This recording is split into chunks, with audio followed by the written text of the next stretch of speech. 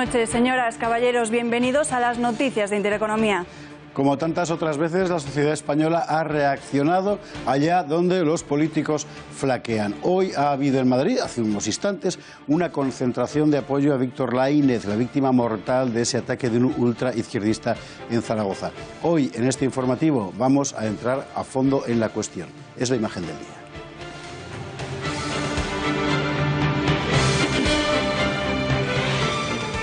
Lo que tenemos delante es un caso claro de violencia política y con una orientación muy definida. Es la violencia de la ultraizquierda, que los medios más indulgentes diluyen en la etiqueta neutra de los antisistema, pero cuya ideología no es un secreto para nadie. Una violencia que ha crecido desde hace muchos años ante la pasividad del Estado. La persona cuyo nombre está en boca de todos, oficialmente identificado como el responsable del suceso, es Rodrigo Lanza, de origen chileno, un ocupa violento reincidente con antecedentes de agresión en Barcelona, condenado por atacar a un guardia urbano y que sorprendentemente andaba enteramente libre, sin la menor vigilancia, nuevamente inmerso en los mismos ambientes que ya habían alentado una vez su violencia. Lo que todo el mundo se pregunta es cómo ha sido esto posible, y la respuesta solo es una: esta violencia es posible por la indulgencia del Estado. Se los llama antisistema, pero en realidad el sistema les protege. Basta recordar que tras los graves incidentes causados por los ocupas de Barcelona,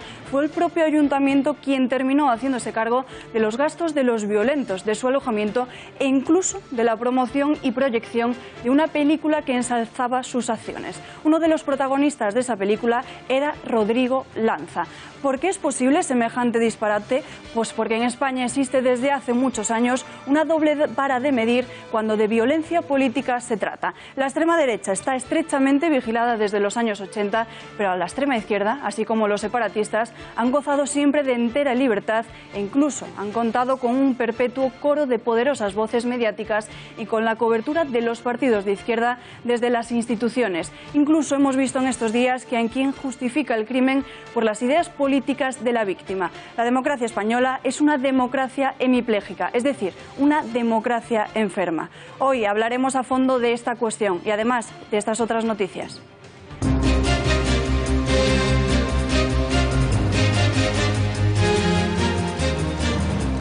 Comienza en Sevilla el juicio por el que hasta el momento es el mayor caso de corrupción política de la historia reciente de España, los falsos ERES que han llevado al banquillo a dos expresidentes del Partido Socialista. Cada vez hay menos españoles. Las cifras del Instituto Nacional de Estadística indican por tercer año consecutivo que en nuestro país hay más muertes que nacimientos. El retroceso demográfico es imparable. Pero los políticos españoles, lejos de tomar medidas natalistas, insisten en acelerar el trance. El Congreso ha aprobado una proposición no de ley para ampliar aún más la ley del aborto. En lo mismo incide una propuesta de Ciudadanos sobre muerte digna que está ya en el Congreso y que vuelve a ser noticia. Los diputados han recibido un informe sobre los inconvenientes de este proyecto. Hablaremos con sus autores. Quien piense que la solución al problema demográfico es la inmigración, que sepa que está abriendo la puerta a todo género de abusos. Aumentan las denuncias sobre las actividades de las mafias del tráfico humano. En Página Económica examinaremos la venta del 7% de Bankia, entidad rescatada con dinero de los españoles y que aún está lejos de haber compensado cuentas. De momento, ya sabemos que el principal comprador es un fondo soberano noruego. Y en Página Internacional nos preguntaremos por qué toda la opinión dominante la ha emprendido contra Polonia. ¿Cuál ha sido el pecado de los polacos? Ser patriotas y católicos. Lo veremos.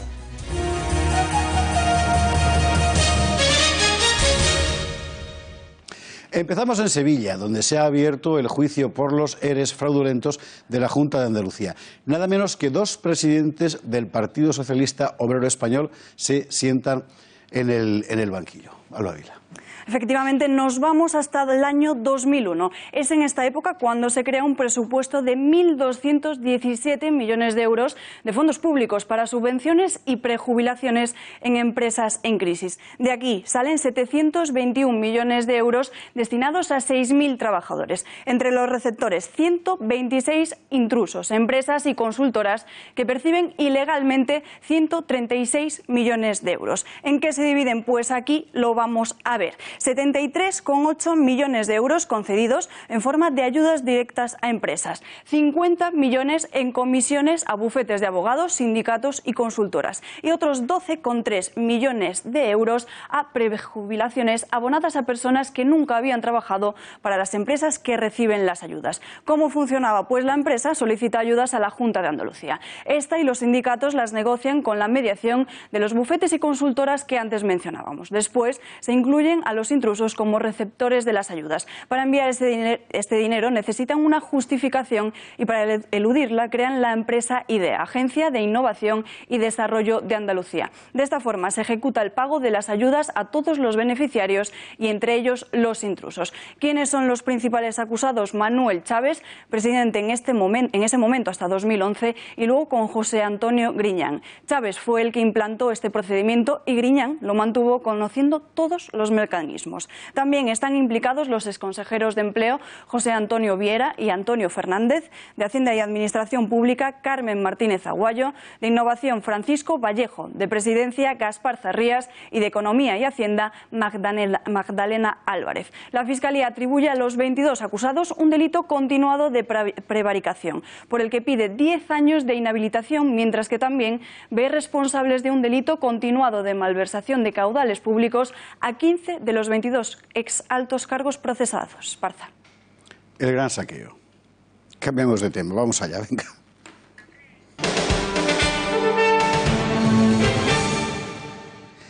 El gran saqueo y lo que, y lo que te rondaré, Morena. Bueno, abrimos página económica y lo hacemos con una noticia que afecta directamente a muchos millones de españoles. En realidad a todos, porque el rescate de Bankia se pagó con dinero público, o sea, dinero de todos los ciudadanos y aún nos deben un montón de dinero. ¿Qué ha pasado ahora?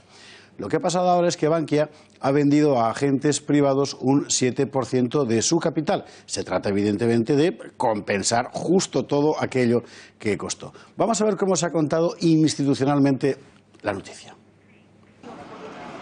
Bankia vende un 7% de su capital, 201 millones de acciones, por 818 millones de euros. El precio, 4,06 euros por acción.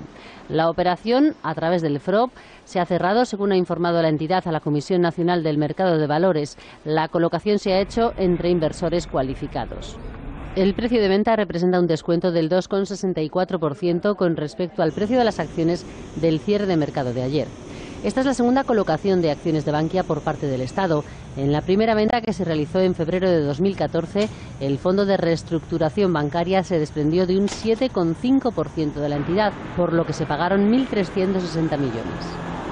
Las entidades colocadoras han sido Deutsche Bank, Morgan Stanley y UBS. Tras la segunda venta, el Estado sigue siendo el principal accionista de Bankia con una participación del 60%. Con la venta de acciones al mercado, el Estado recupera las ayudas públicas inyectadas a la entidad bancaria. Ha devuelto ya 1.800 de los 22.000 millones, parte de ellos a través del pago de dividendos al FROB.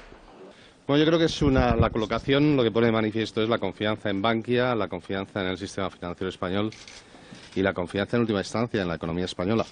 Es decir, la colocación se ha hecho muy rápidamente. Ha estado prácticamente pues con una demanda que más que ha doblado lo que finalmente se ha colocado, con un descuento muy reducido. Y bueno, como decía anteriormente, esta operación no hubiera podido haberse realizado, por ejemplo, hace 45 días, ¿no? Con lo cual esto indica que ha vuelto la confianza de forma clara a la economía española. Bueno, pues Guindos está contentísimo, como siempre, pero la verdad es que el dinero era nuestro. 22.424 millones de euros, nada menos. Y aunque todo el mundo coincide en subrayar la buena gestión del actual jefe de banca, Goiri Goizarri, eso está fuera de discusión, la pregunta sigue siendo esta. ¿Vamos a recuperar lo que se gastó para rescatar Bankia? ¿Quién ha comprado ese 7%? ¿Qué pinta aquí un fondo soberano noruego? Porque resulta que ahora Noruega es el segundo accionista de Bankia, después del Estado español. Bueno, ¿y cómo puede afectar todo esto a los clientes del banco, que son nada menos, según cifras de ellos mismos, que 8 millones en números redondos, 8 millones de personas?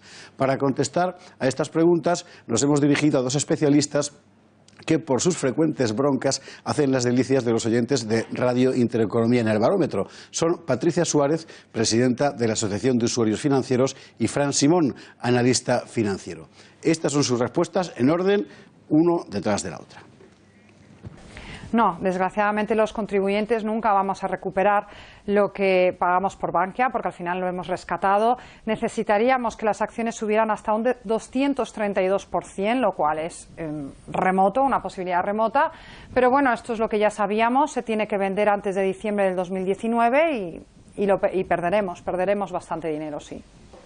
Ese 7% lo han comprado diferentes fondos de inversión, sobre todo del Reino Unido y de Estados Unidos, y un fondo noruego en concreto que ha comprado un 0,7%, que junto con lo que ya tenía pasa a tener aproximadamente un 3,26% del accionariado de Bankia, y es el segundo accionista ahora mismo. Lo han comprado sobre todo inversores institucionales, JP Morgan, Deutsche Bank, algún fondo soberano noruego. No lo han comprado en ningún caso clientes minoristas. Bueno, los fondos soberanos, no solo noruegos, sino de otros sitios, están invirtiendo en diferentes países su dinero, el dinero de todos sus clientes, que en este caso son los países, para diversificar. Parte de esa política hace que este fondo, que tiene una dotación importante, no solo esté en Bankia en España, también está en Liberbank, y bueno, pues tiene aproximadamente unos 8.000 millones de euros invertidos en acciones en España. Luego también hay otros como el fondo de Qatar o como el fondo de Singapur. Bueno, el Fondo Soberano Noruego es conocido por los inversores. Noruega invierte en apuestas seguras. No es una mala noticia, todo lo contrario. Que Noruega esté apostando por Bankia significa que le ve una viabilidad, que lo ve una inversión segura, a lo mejor no muy rentable, pero al menos sí segura. Y Noruega ha invertido en otras cosas, en gas, en petróleo. Es habitual que el Fondo Soberano Noruego invierta en este tipo de operaciones. En un principio no tiene por qué afectarles de manera negativa para nada, al contrario. Entendemos que a medio y a largo plazo puede ser incluso positivo, puesto que grandes fondos de inversión han decidido tomar posiciones en un banco español.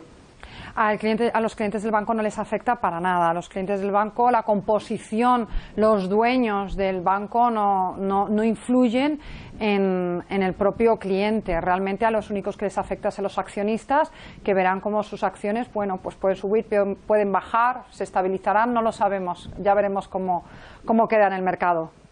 Pues francamente parece complicado, puesto que los 22.424 millones que nos costó el rescate, es muy complicado volver a recuperarlos. Necesitaríamos a los precios actuales de Bankia que la acción subiera un 150%, y eso hoy en día, hoy por hoy, parece imposible.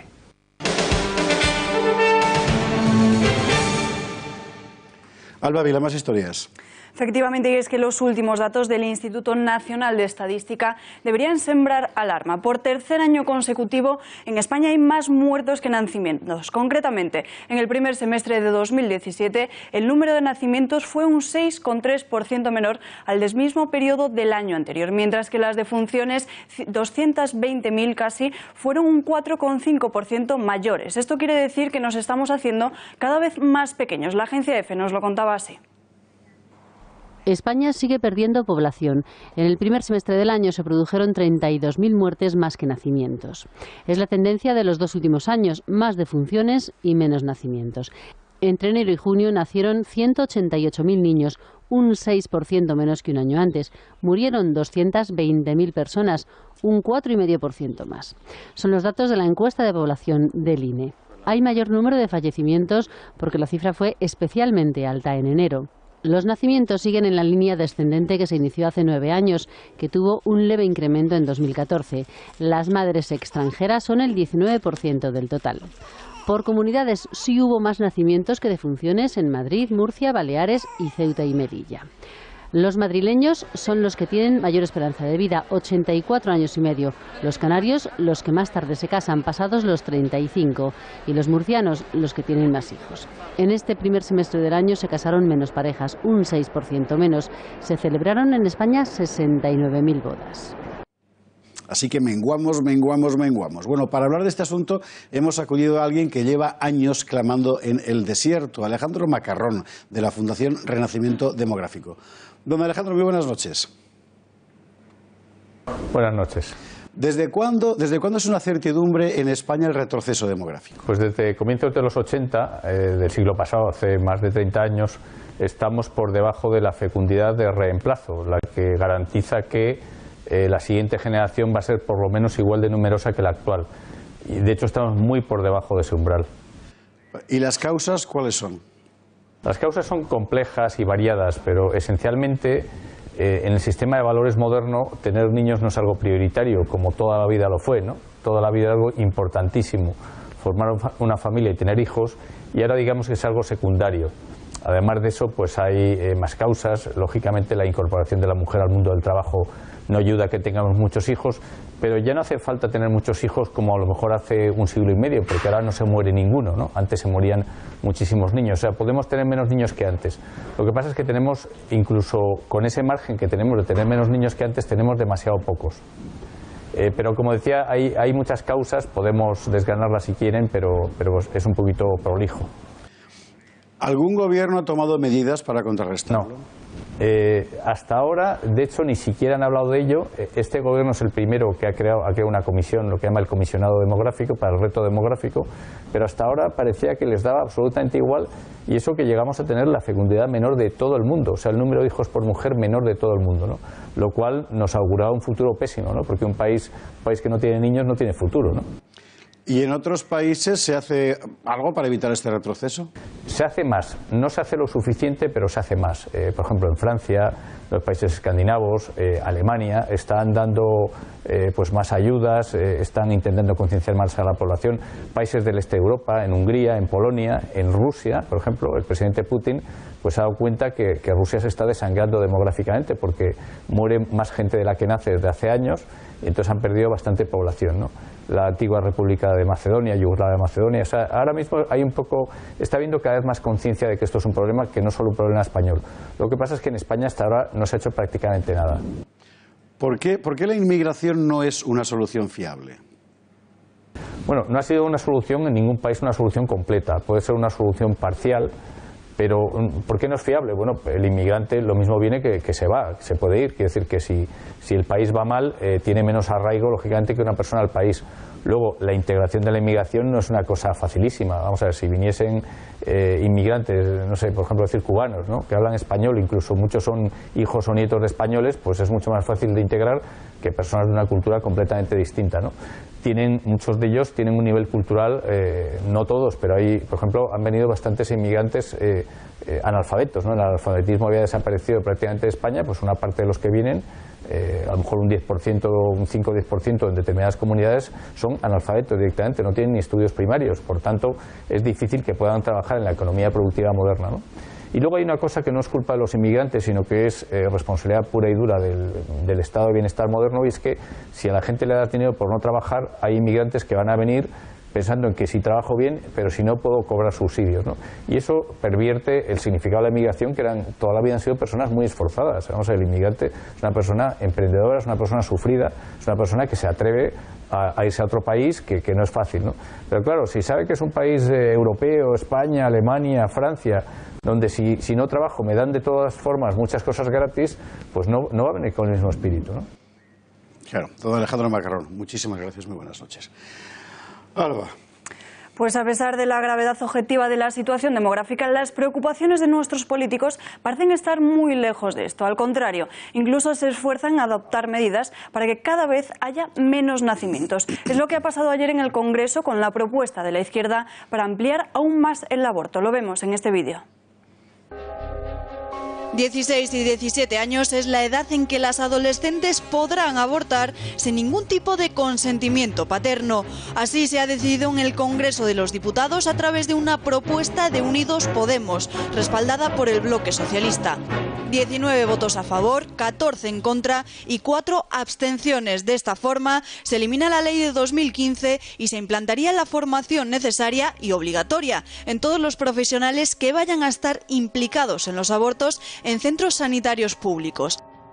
Disparates en esta propuesta, y es que si algún profesional sanitario tenía la posibilidad de acogerse a la objeción de conciencia, según entre en vigor tendrá que acatar las normas y realizar su trabajo, o también se suprimirían los 3 días de reflexión de la mujer antes de abortar. Asimismo, se propone que los abortos figuren en la historia clínica de las pacientes. Los socialistas han apoyado la proposición con el argumento de que ellos siempre se suman a todos los avances en esta materia frente a las contrarreformas del Partido Popular.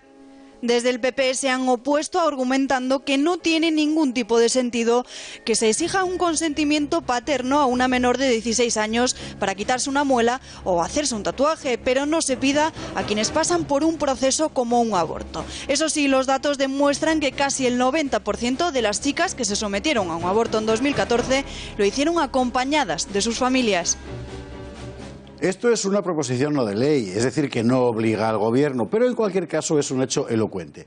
Aborto y además eutanasia o algo que se le parece mucho, porque Ciudadanos presentaba esta primavera una propuesta para una ley de muerte digna que en principio se vendió como una solución suave y de consenso, y ahora la noticia es que una entidad de la sociedad civil, Vida Digna, ha presentado un documento a los diputados donde subraya los puntos negros de la propuesta de Ciudadanos. 7 objeciones, concretamente, y entre ellas el permanente problema de unas autoridades políticas que por algún motivo prefieren abrir la puerta a unas u otras formas de eutanasia antes que invertir más en unidades de cuidados paliativos, que es lo que reclaman los médicos. Bueno, volveremos a ocuparnos de esta cuestión, pero de momento hay que declarar una cosa. Quien crea que con la inmigración se arregla el problema demográfico se equivoca. Al revés, el descontrol migratorio está abriendo la puerta a todo género de abusos. Aumentan las denuncias sobre actividades de las mafias del tráfico humano. Lo ha contado Rosa Cuervas Mons en La Gaceta y María Matos ha profundizado en el asunto. Este es el Aquarius, un supuesto barco solidario de la organización no gubernamental SOS Méditerranée, que el pasado lunes llevó a 450 inmigrantes a puerto seguro. Hombres, mujeres y niños rescatados durante el fin de semana frente a las costas libias, originarios de hasta 26 países diferentes. El grupo lo conforman 71 mujeres, 6 de ellas embarazadas, 101 menores, 60 solos sin ningún adulto que vele por ellos y 271 hombres. El presidente de esta organización asegura que esta situación es extrema y que había que llevarlos a puerto seguro. La urgencia absoluta es ir a salvar en el mar a los que siguen huyendo y acompañarlos a un lugar seguro donde serán protegidos y donde se respetarán sus derechos fundamentales de seres humanos. Estos son los principales flujos de inmigración en el Mediterráneo y en el círculo señalamos el radio de acción de SOS Méditerranée. Los inmigrantes fueron rescatados a unos 56 kilómetros de la costa de Libia para ser llevados a un puerto seguro. ¿Pero qué es un puerto seguro y a qué distancia está? Cuando hablamos de puerto seguro, generalmente las autoridades se refieren a puertos europeos. En el caso del viaje desde Libia, el primer puerto europeo es la isla de Lampedusa, una isla que está a 296 kilómetros de las costas libias, cuando estos inmigrantes han sido recogidos a 50, como mucho 90 kilómetros de la costa libia. Por eso no son pocos los críticos con la labor de estos barcos que definen el trabajo de las ONGs como un servicio de taxi, un mortífero y peligroso servicio de taxi. Esto nos recuerda al caso de Elena Maleno, una supuesta defensora de inmigrantes que está acusada por la policía española de tráfico de migrantes. Ella dice que tan solo hace llamadas a las autoridades españolas y marroquíes de salvamento marítimo para que se activen los servicios de rescate. Pero la policía sospecha desde hace 5 años que la activista tiene vínculos o relación con los organizadores de operaciones de inmigración ilegal para asegurarse con sus llamadas la entrada de estos inmigrantes a territorio español. Su juicio será el 27 de diciembre y por ahora ya cuenta con los apoyos de los líderes de Podemos, Iglesias, Errejón y Ada Colau. ¿Cuál sería entonces el verdadero rescate? El verdadero rescate pasa por ayudar a estas personas en sus lugares de origen, no obligarles a tener que abandonar sus países para tener la vida digna que todo ser humano merece. Acabar con las mafias que se enriquecen a costa de las muertes de estos hombres, mujeres y niños inocentes, acabar con el tráfico de seres humanos y, sobre todo, intentar encontrar una salida para estos estados africanos, muchos de ellos estados fallidos después de las primaveras árabes, y darles una solución, un futuro, sin tener que cruzar de manera casi siempre mortal el Mediterráneo.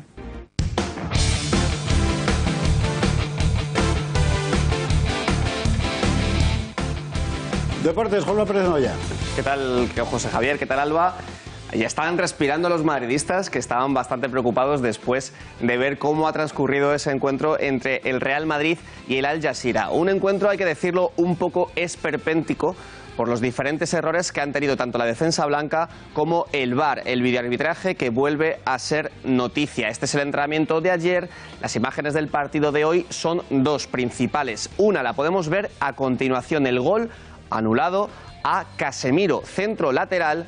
Casemiro es el que remata y finalmente consigue el tanto, pero Benzema, como estamos viendo en esa imagen, está ligeramente adelantado y, según el criterio del árbitro, obstaculiza al defensor del brasileño. Primero el árbitro ha concedido el tanto, después lo ha anulado por una supuesta falta de Casemiro, ha vuelto a concederlo y finalmente, tras consultar el VAR, ha decidido anularlo. Una situación bastante rara la que hemos vivido en Abu Dhabi. La segunda imagen es la otra que vamos a ver, otro gol anulado, en este caso al Al Jazeera, el que habría sido el 0-2 para el equipo de los Emiratos Árabes Unidos. Además, un error bastante tonto, porque el jugador que da el pase de la muerte no se da cuenta de que su compañero está ligeramente adelantado. Busafa es el que recibía placer para marcar el 0-2 y, sin embargo, se descuidó, se quedó ligeramente adelantado y consiguió que el Linier, aunque no levantó el banderín, sí el VAR anulase esta jugada. Dos acciones en las que el VAR, el videoarbitraje, ha sido decisivo y después,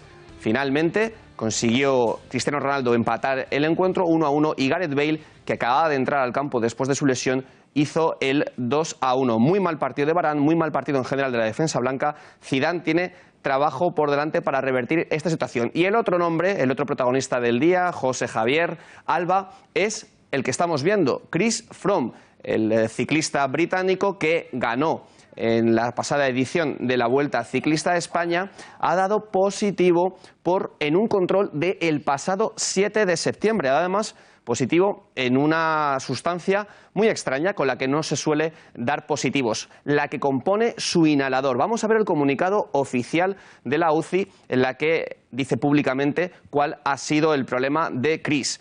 El comunicado, lo estamos viendo, justo confirman que dio positivo por un exceso de salbutamol en el control antidoping del 7 de septiembre. Lo raro es que se comunique hoy. Hay quien cree que la UCI estaba intentando tapar este escándalo, pero que finalmente se ha filtrado. Lo que dicen es que en principio este exceso no supone una imposición de una suspensión obligatoria. ¿Por qué?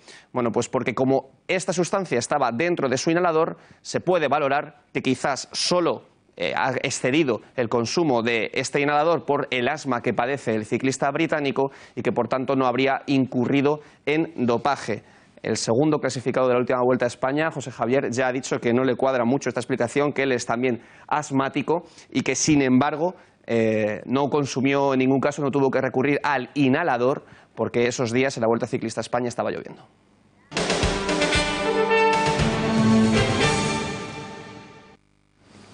Muchísimas gracias, Juanma Pérez Noya. Bueno, nosotros vamos a continuar con la crónica de la información diaria y vamos inevitablemente a la noticia del día.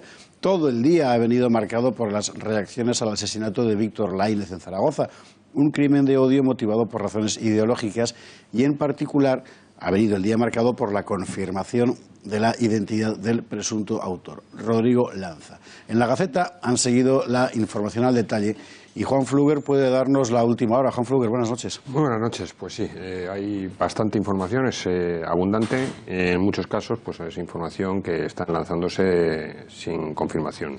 Nosotros lo que hemos podido adelantar sobre el caso del asesinato, del brutal asesinato, de una persona de 55 años por llevar unos tirantes con la bandera de España, porque no fue otra la motivación, es que ayer adelantamos y hoy se ha confirmado que no es un solo detenido, que ha habido 2 detenidos dentro de esa operación. Ayer por la tarde, a las 5 de la tarde, fue detenida una segunda persona que forma parte del grupo próximo a Lanza, y que prestó declaración durante 3 horas frente a la policía y que ha quedado de momento en libertad, no ha quedado detenido, pero a expensas de lo que decida el juez. Por otro lado, tenemos Ha quedado en libertad. A expensas de lo que decida el juez. La policía no ha decidido, porque no considera que esté involucrado directamente, está relacionado pero no involucrado. El segundo. Bien, no, Lanza está detenido y además probablemente con los antecedentes que tiene no vuelva a salir hasta que acabe el juicio de prisión. De momento siguen dependencias policiales, tiene hasta 72 horas y luego pasará a la prisión que decida el juez, en todo momento probablemente la provincial. En segundo lugar, bueno, hemos conocido hoy un dato curioso, ¿no? Es nieto... El abuelo. Hombre, el almirante Huidobro. El almirante Huidobro, que es era uno de los marinos de Pinochet. Exactamente, fue uno de los que controló durante el golpe de Pinochet en el 73 a la Marina para que no hubiera un motín, sobre todo de los suboficiales y la tropa, a bordo de los barcos, que impidiera la actuación, por lo tanto, la actuación a favor del derrocamiento de Allende, ¿no? Está usted escuchando bien. Efectivamente, ese es el abuelo. Asesino es nieto del almirante pinochetista Huidobro. La vida que tienen estas cosas. Y ahora estamos investigando 2 temas que mañana tendremos publicados en profundidad en la Gaceta, pero que ya sabemos que los tenemos confirmados de fuentes policiales, y son 2 líneas de investigación subsidiarias, no son las principales, que es la identificación y señalar qué responsabilidades tienen cada una de las 4 personas que supuestamente participaron en la agresión que acabó con la muerte de esta persona. Hay 2 cuestiones que están investigando. En primer lugar, hay un movimiento anarquista violento muy importante en Zaragoza. Todos recordamos que en 2013 un autodenominado Comando Mateo Morral puso una bomba en la Basílica del Pilar. También eran 2 ciudadanos chilenos. Ahí estaba, es lo que te iba a decir, eran chilenos. También eran 2 ciudadanos chilenos, y se está estudiando si hay alguna vinculación de esos 2 condenados a 4 años por la bomba en la Basílica del Pilar con el grupo de anarquista al que pertenecía Lanza, al que pertenece Lanza, y si dentro de esa relación están las casas ocupadas, especialmente el centro social, como ellos dicen, Quiquemur, en el que residía habitualmente Lanza. Y por otro lado tenemos que ese centro ocupado, esa casa ocupada, ha sido bastante bien tratada por la actual administración local en Zaragoza, por Santisteve, por el alcalde de Zaragoza en Común, que es la filial Podemita en Zaragoza, y hasta el punto de que la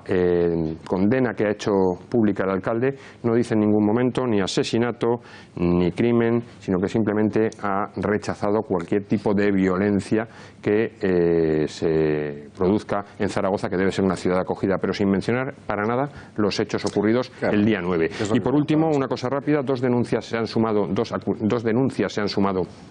de 2 partidos políticos, tanto Falange Española como Vox, se han personado en la causa como acusación contra este individuo en los 2 casos, para que se reconozca y para garantizar que a este señor se le juzgue por un delito de odio con motivaciones ideológicas. Exactamente. Juan Fluger, muchísimas gracias. A vosotros. Juan Fluger se va corriendo ahora mismo a la radio, ¿verdad? Y en la Gaceta tiene usted al día, por supuesto, toda la información. Gracias, Juan. Javier Torres ha estado siguiendo los hechos y ha investigado en los antecedentes del presunto asesino. Javier, buenas noches. Buenas noches, José Javier. Efectivamente, como ha mencionado Fluger, Rodrigo Lanza es un habitual del movimiento Ocupa, 33 años, de origen chileno. La policía barcelonesa y la policía catalana le conoce bastante bien, porque en el año 2006 fue condenado a 5 años de prisión por lanzar una piedra a un policía que posteriormente quedó en estado vegetativo al desalojar una fiesta Ocupa en la que, por supuesto, estaba este sujeto, el señor Rodrigo Lanza. Él estaba en ese piso como Ocupa, y aquello le costó 5 años de cárcel. Eso suscitó el apoyo de TV3, la televisión pública catalana, que le dedicó un sentido documental titulado Ciudad Muerta, en el que, por cierto, aparece su abogado defensor, el señor Gonzalo Boye, que fue además condenado por colaborar con ETA. Este fue el que tuvo secuestrado a Emiliano Revilla. El de los chorizos. Acuérdate. Claro, bueno, tú no te acordarás porque eres muy joven, pero yo me acuerdo perfectamente. Acordar no me acuerdo, pero efectivamente ha sido así. Fue condenado por colaborar con ETA y Gonzalo Boye ha sido su abogado durante ese proceso, como decimos, condenado a 5 años. Y en este mismo proceso también, pues hace 2 años, el líder de Podemos, Pablo Iglesias, fue a visitar a la madre de Rodrigo Lanza, para mostrarle su apoyo. Hemos montado un vídeo, José Javier, y si te parece lo podemos vamos a ver ese vídeo, que desde luego pues, para quedarse al lado. Vídeo. ¿Quién es Rodrigo Lanza? Es la pregunta que hoy todos se hacen después de que la policía detuviera ayer a este hombre en Zaragoza, acusado de un delito de homicidio por la muerte de Víctor Lainez en la noche del 8 de diciembre. Lainez fue atacado por 2 personas que le golpearon supuestamente con una barra de hierro y una vez caído le patearon en el suelo. Rodrigo Lanza, de 33 años y origen chileno, es un habitual del movimiento Ocupa y un viejo conocido de la policía. En 2006 fue condenado a 5 años de cárcel por arrojar una piedra a un agente durante un desalojo Ocupa en Barcelona. La agresión del ahora presunto asesino del exlegionario de Zaragoza dejó al agente en estado vegetativo.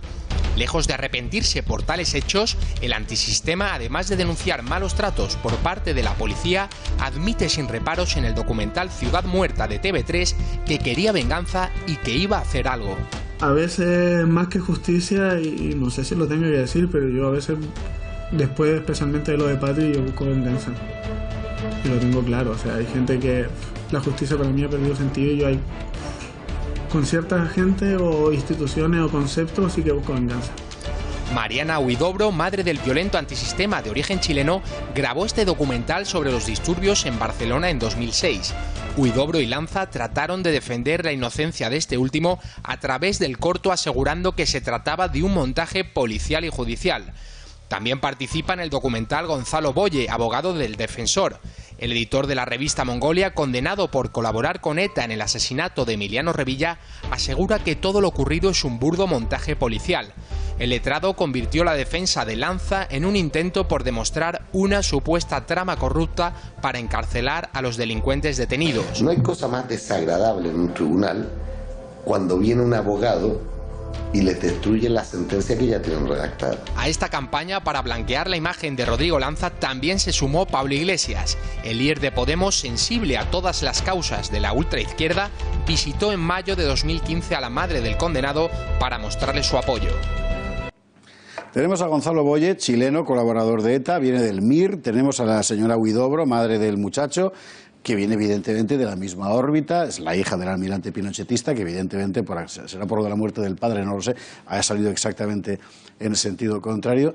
Y al final lo que tenemos, da la impresión, es una cierta atmósfera como de indulgencia. Así es. En el vídeo, José Javier, hemos podido comprobar que él, cuando es llamado por este documental de TV3, reconoce que tiene ganas de venganza, que ya no cree en la justicia y que tiene ganas de venganza, incluso reconoce que quiere hacer algo, aunque no especifica el qué. Gonzalo Boye, el abogado, señala que todo fue una farsa, que el juicio fue una farsa y que él además pudo demostrar, pudo echar por tierra mejor las pruebas que aportaron en contra de Rodrigo. Razón por la cual le condenaron finalmente, a pesar de todo. A 5 años. Eso claro, es que... Y a todo esto, ¿no debería haber vuelto a su país de origen? ¿Con una sentencia aquí, después de cumplirla? Pues no, la sentencia no incluía la vuelta a Chile. Javier Torres, muchísimas gracias. Muchas gracias. Lo que resulta asombroso con todos estos antecedentes es que aún haya tantas voces dispuestas a poner sordina al crimen. Está claro que hay consigna, Alba Vila, por lo menos consigna mediática. Así es, y es que son muy pocos los medios que se han hecho eco de esta noticia. Una noticia trágica con la que se debería abrir en todos los medios de comunicación. Sin embargo, con el asesinato de Víctor Lainez hemos podido comprobar una vez más la doble vara de medir de las cadenas, periódicos y radios españolas.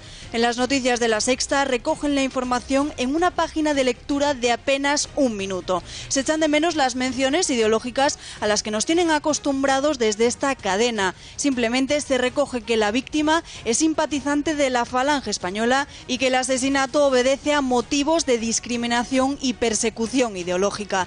Y la noticia aparece publicada a medianoche. Ni una sola palabra en Al Rojo Vivo, Más vale tarde o el informativo de las 8. 44 segundos fue el tiempo que dedicó Antena 3 en el informativo de ayer, que aseguran que tras un golpe cayó en el suelo y falleció. Omisión absoluta los sucesivos golpes que recibió en el costado y en la cabeza. Hoy, sin embargo, para callar a todos aquellos que le recriminan a Ferreras que no lo hayan mencionado en su programa, cuentan quién es el presunto asesino en una explicación de poco más de un minuto y luego abren una mesa de debate que se alarga 4 minutos más. Aseguran que Lanza es antisistema, pero no dicen de ultraizquierda. Incluso en el debate nos dejan perlas como estas.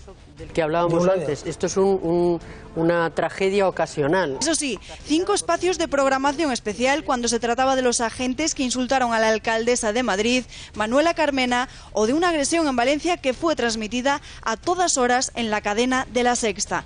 ¿Es necesario algún Víctor más para que los medios afines a la izquierda condenen los crímenes de extrema izquierda? Esta doble vara de medir que mencionamos también se ha trasladado al Congreso de los Diputados esta mañana, donde únicamente desde Ciudadanos han condenado el asesinato. Y antes de que se acabe mi tiempo, y perdóneme, pero no quiero desaprovechar la ocasión para condenar con toda repulsa y con verdadera repugnancia el crimen de odio, el asesinato por odio que ha tenido lugar en Zaragoza, donde Víctor Lainez ha sido asesinado por la espalda por exhibir los colores de la bandera de España. Bueno, yo creo que por no mezclar cosas, en primer lugar quiero aprovechar la pregunta para condenar ese asesinato que se ha producido. En un país democrático no podemos tolerar que hayan delitos de odio y mucho menos que se asesine a personas por llevar los símbolos oficiales de un país, la bandera de España, ¿no? Así que eso nos tiene que hacer reflexionar cómo hemos llegado hasta aquí, por qué algunos ciudadanos son capaces de asesinar a otro ciudadano por odiar los símbolos de lo que nos une, ¿no? Seguido a Girauta lo ha hecho el ministro de Justicia, Rafael Catalá, el único del Gobierno que lo ha mencionado. Adhiero absolutamente a su repulsa por la violencia, por este asesinato, así como por todo tipo de insultos en una campaña electoral a candidatos y a personas que democráticamente están haciendo valer sus opiniones y sus ideas. Marcando prioridades, así ha actuado el líder de la formación morada, Pablo Iglesias, quien ha preferido hablar sobre el vídeo, dice, de los fascistas del tanque. Eso sí, parece que los tanques del Ejército de Tierra están a disposición de cualquier descerebrado que quiera amenazar. A ver si la señora Cospedal nos explica algún día para qué se utilizan los tanques de nuestro ejército. Parece que para prestárselo a un descerebrado fascista es posible utilizarlos. No se entere usted de eso del taxi, a lo mejor, del tanque. La cosa consiste en que efectivamente un fulano coge un tanque como si fuera un taxi, de hecho lo hace de esa manera, durante una exhibición, y cuando se llevan el tanque al hangar, se sube encima, efectivamente, al grito de taxi y se graba en Twitter diciendo estupideces. Bueno, una memez que ha sido convertida por Pablo Iglesias en argumento, ¿verdad?, de victimismo. Es que me insultan, es que, por favor. Ha sido muy interesante lo que ha dicho el ministro Zoido, que esta mañana ha dicho algo así como que condena la violencia venga de donde venga. Sí, nosotros también. Pero, señor Zoido, usted, cuya probidad moral nadie discute, es ministro del Interior. Y esto es un asesinato por una razón política. Y además por una razón política que consiste en matar a un señor porque lleva la bandera de España. Es una auténtica salvajada. Bueno, los políticos bajan la voz y salen por peteneras. Bueno, no quieren reconocer que es un problema político. Vale, pero mientras tanto, mientras los políticos salen por peteneras, la gente reacciona.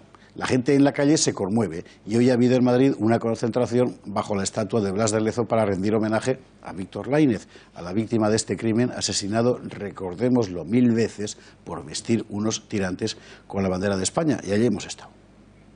Nos encontramos ante la estatua de Blas de Lezo, donde en estos momentos acaba de terminar el homenaje a Víctor Lainez. Recordamos que fue asesinado por llevar unos tirantes con la bandera de España. A continuación vamos a ver cómo se siente la gente respecto a este asesinato. Tengo una indignación y yo no sé qué decir, no sé a dónde vamos a llegar. Pues imagínate, jodido, ¿no?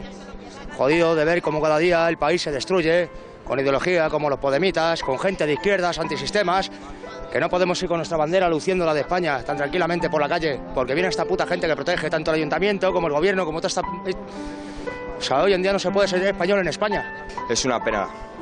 Es una pena, una lástima y bueno, y espero que por parte de la justicia, si es que realmente existe y es igual para todos, le caiga una pena bastante gorda. Pues indignación lo primero y mi admiración hacia un gran patriota español, que está visto que la bandera española le sienta mal a algunos demócratas de toda la vida.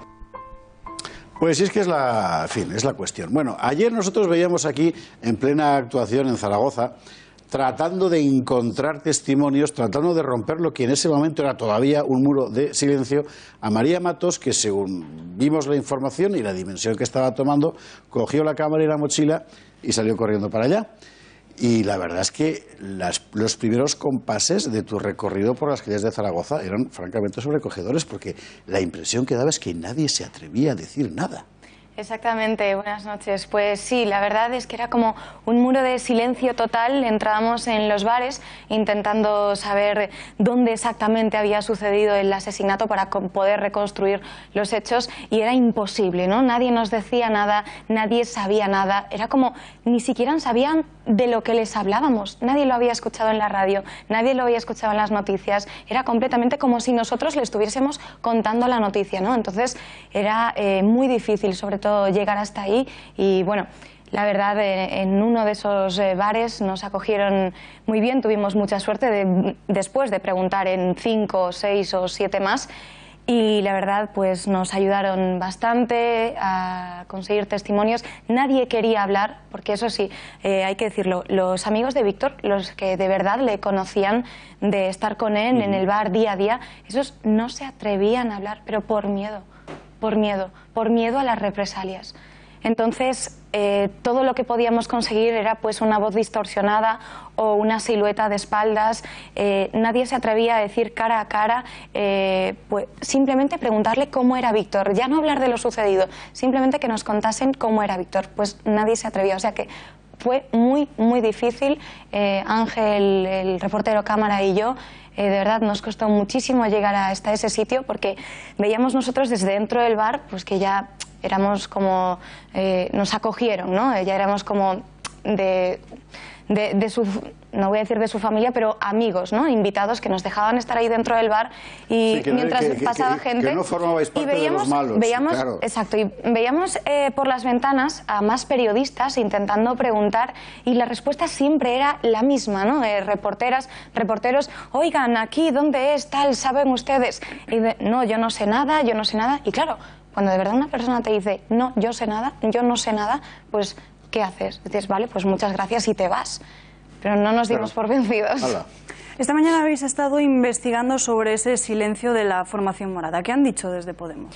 Pues sí, nos preguntábamos que por qué el gobierno de allí, el Ayuntamiento de Zaragoza, no se había pronunciado todavía, ¿no? Cuando la muerte había sido esta tarde. Entonces pues nos pusimos malos a la obra y fuimos directamente a preguntarles. En principio decían que no sabían nada. Fuimos al distrito del Torrero, donde era la cárcel, la antigua cárcel en la que se dice que vivió pues Rodrigo Lanza. Entonces fuimos allí y no sabían nada, pero entonces conseguimos que nos diesen un contacto de prensa y también conseguimos que nos invitasen a una rueda de prensa que iba a dar el portavoz del ayuntamiento. Y resulta que en esa rueda de prensa, como ya iban prevenidos, ¿no? Ya sabían que nosotros íbamos a ir, porque les dijimos por teléfono las preguntas que queríamos hacer, ellos nos dijeron, pues va a ser una rueda de prensa ordinaria, muy normal, de los temas del día, y no vamos a llevar esos temas. Y nosotros, vale, pero queremos hablar con alguien. Y dice, bueno, puedes venir. Entonces nos invitaron a esa rueda de prensa y allí ya empezaron condenando los hechos, dándole el pésame a la familia. Pero a nosotros también se nos ocurrió preguntar sobre Alberto Cúbero, que era el teniente alcalde de los servicios sociales de allí del Ayuntamiento de Zaragoza, y le preguntamos pues por ese acto en el que él había compartido y apoyado a Rodrigo Lanza, al asesino, en febrero de 2015, es decir, hace 2 años. Que por qué le había apoyado, que por qué había estado allí, y bueno, lo que nos contestó lo dejamos para mañana. Lo dejamos para mañana, en efecto, María, porque estamos preparando con todo el material que María se ha traído unas imágenes realmente asombrosas que inciden en lo que hemos venido contando, que hay un problema de fondo que es la indulgencia institucional. A los antisistema les protege el sistema y esto es un verdadero problema. María Mato, muchísimas gracias y enhorabuena. A vosotros. Nosotros vamos a cambiar de tema porque ahora hay una cosa que no quiero dejar de contarles. Rafaguita para ponerlos en ambiente.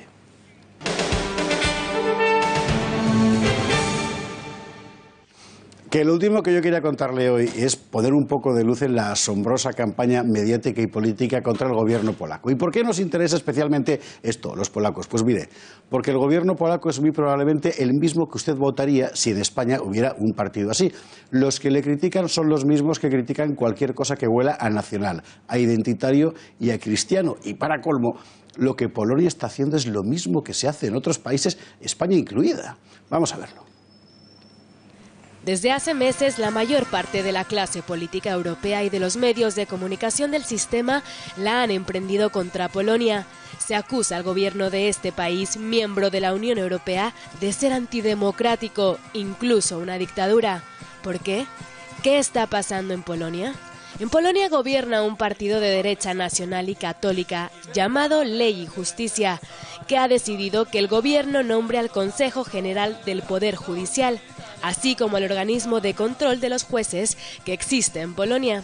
Ese es, al parecer, su gran pecado.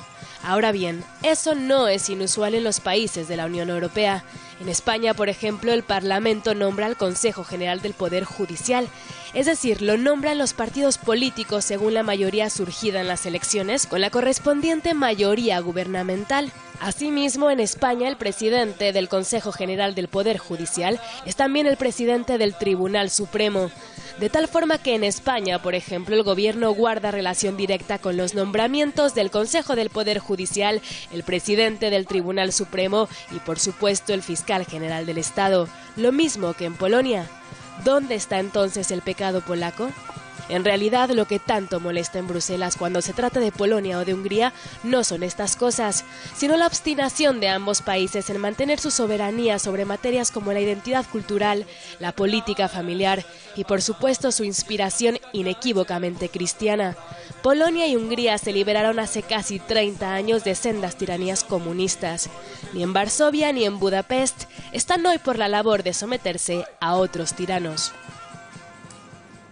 Bueno, y es que deberían darse cuenta alguien de este asunto. Vamos a ver, lo más fácil desde la opulenta Bruselas, por cierto, cuyas hechuras ya vamos conociendo, se los descalifica. Son los pobres de Europa, los eslovacos, los polacos, los húngaros, claro, no son franceses ni ingleses, que por cierto se han marchado. Pero esta gente sufrió 40 años de una dictadura atroz. Y Europa les ofreció sed libres con nosotros. ¿Y ahora van a dejar de ser libres? En fin, Alba Vila, muchísimas gracias, muy buenas noches. Ustedes también, buenas noches, muchas gracias por estar ahí. Se quedan con Iván Vélez y Hernán Cortés en Tiempos Modernos, ya verán qué historia, y mañana más.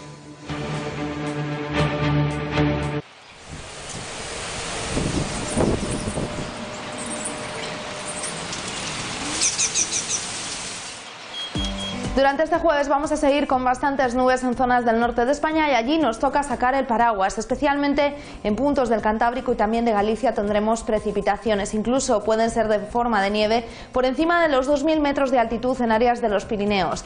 En el resto vamos a notar bastantes cambios, sobre todo en la nubosidad, cielos bastante cubiertos en puntos del centro y del suroeste peninsular y más despejados en áreas del Mediterráneo y en Canarias, donde poco a poco van amainando esos vientos y esos riesgos costeros que hemos tenido en jornadas anteriores. Importante también el viento en la desembocadura del Ebro, hasta rachas de 80 km por hora y avisos por riesgos costeros en todo el Cantábrico y norte de Galicia. En cuanto a las temperaturas, durante este jueves suben las mínimas, lo hacen de forma prácticamente generalizada en todo el país, así que vamos a ver menos heladas presentes a primeras horas y en la próxima madrugada. En cuanto a las máximas, también suben, lo hacen especialmente en puntos del Mediterráneo y también en áreas del oeste peninsular, unas temperaturas algo menos frescas que en jornadas anteriores.